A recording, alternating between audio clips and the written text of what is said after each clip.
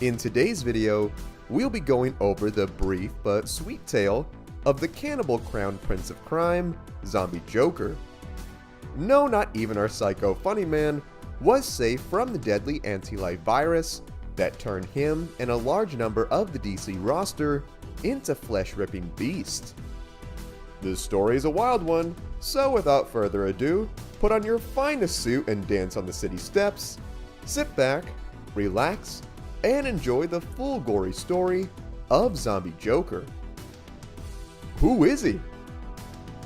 Zombie Joker, like many of the villains and heroes from his world, was transformed into a violent anti-living monster. He made his first appearance in the pages of DC's number 2 back in 2019.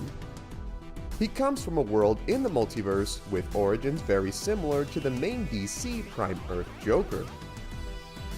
All that came to a crashing end though one day when Darkseid came to the planet, captured poor Cyborg, and brought him back to Apokolips, where he was up to all sorts of wild experiments to solve the anti-life equation. To add some spice to his spooky latte, Darkseid then summoned Death in the form of the Black Racer, where he then took his blood and pumped it into the hero. The unholy fusion of Mother Box tech mixed with Death created an abomination of a virus that drove Darkseid mad, where he then jumped into the heart of Apokolips, blowing the planet to smithereens.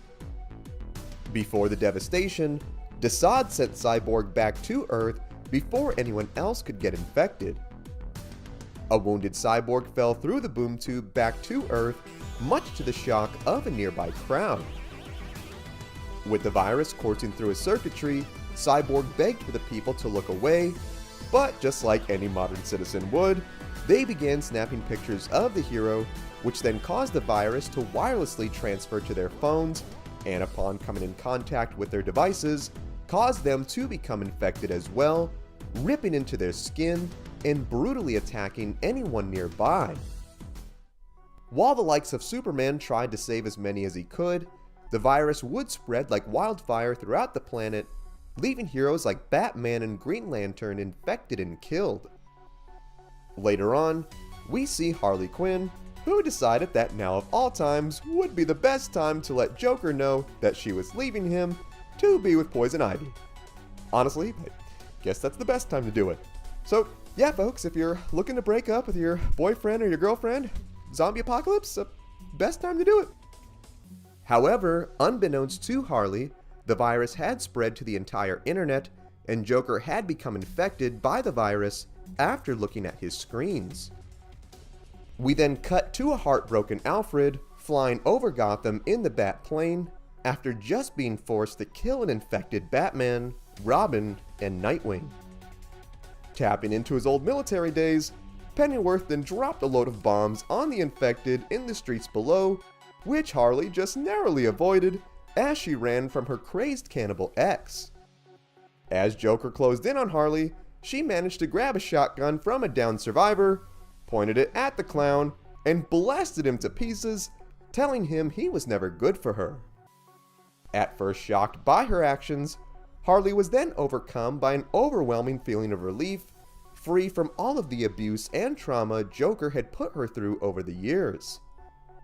While Joker was more dead than the Batgirl movie seeing the light of day, his corpse would later be discovered by Red Hood, who was leading a group of survivors along with Jim Gordon. Also glad to be free of the man who caused him so much pain, Jason thought his corpse would make for a great trophy, which he then strapped to the front of the Batmobile and then plowed through the streets of Gotham, much to the disturbance of Jim. Man, Red Hood is awesome. That man is so mentally disturbed, and we all love him for it. And that is the full gory story of Zombie Joker. While our green-haired homie did not last nearly as long as I would have liked, his death did create great character growth for Harley, and hey, I mean, it doesn't get any cooler than a dead Zombie Joker decal plowing through undead in the streets of Gotham. It would have been cool if he lived a bit longer and actually worked together with the other heroes, or in typical Joker fashion, had found some way to get a group of zombies to work for him and become an apocalyptic warlord of some kind. I'd honestly expect nothing less from the man once you throw zombies into the mix. More than anything, I want to hear what you think. Did you know this about Zombie Joker? Was there something I missed? What other characters would you like to see us cover? Sound off in the comments. Also be sure to give this video a like if you enjoyed today's content, subscribe to the channel, and tap the bell icon to be notified of all of our latest videos. Thank you so much for watching. If you enjoyed the music in this video, it was all made by my boy Agnes. You can check out his Spotify in the link below. You can also check out our Patreon, also in the link below. Thank you so much for watching. Remember, you are awesome and loved. God bless, and I will see you in the next one.